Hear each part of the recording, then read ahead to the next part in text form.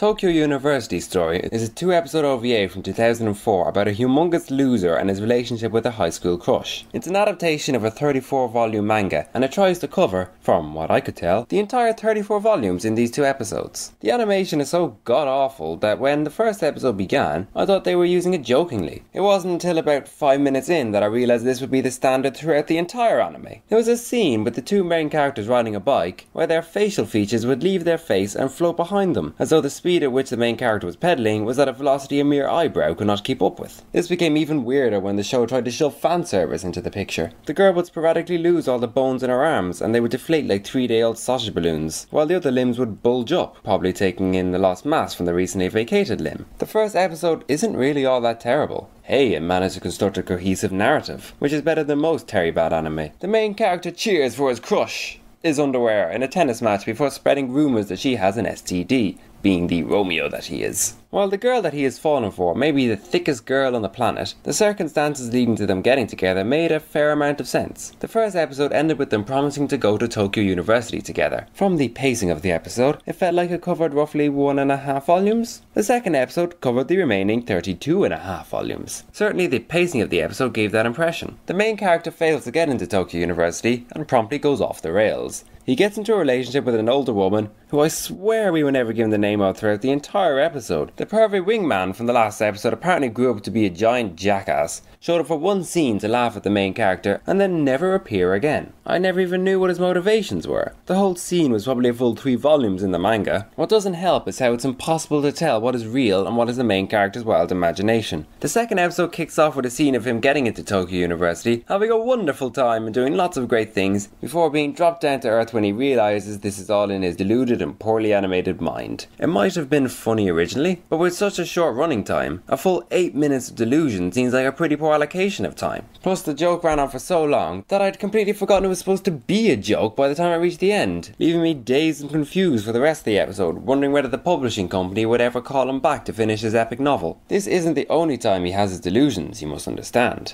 For example, there was a girl from school who he had a crush on from the first episode that he met later on in episode 2. The main character was about as big a pathetic loser as you can get at this point, so when she showed up, I was convinced this was one of his delusions again. That is, until this girl turned out to have moved on and set up a family of her own. I'm still not sure whether that was real or not. Had his delusions started to mirror his depressing life, or had the anime really reintroduced the girl we were apparently supposed to care about for all of 2 minutes before whisking her off again? The point of the story was that, no matter what, this girl with the deflated arms he had a crush on in high school would wait for him to get into Tokyo University, no matter how many years he spent sleeping with other girls, losing all his money and generally being a massive douche. Now, I happen to be a rather big fan of Love Hina. Stop judging me! You might point out that the main relationship between Keitaro and Naru in Love Hina runs off an even more improbable idealistic waiting game, but if you actually paid attention to Love Hina, this was shown up to be the idealistic nonsense that it was, and their relationship was built off their more recent interactions. In Tokyo University Story, the anime ends with loser McLoserville going to Tokyo University after God only knows how many years of sleeping in his own filth, and, spoiler,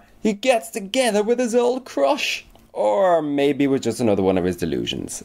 I really couldn't tell you anymore.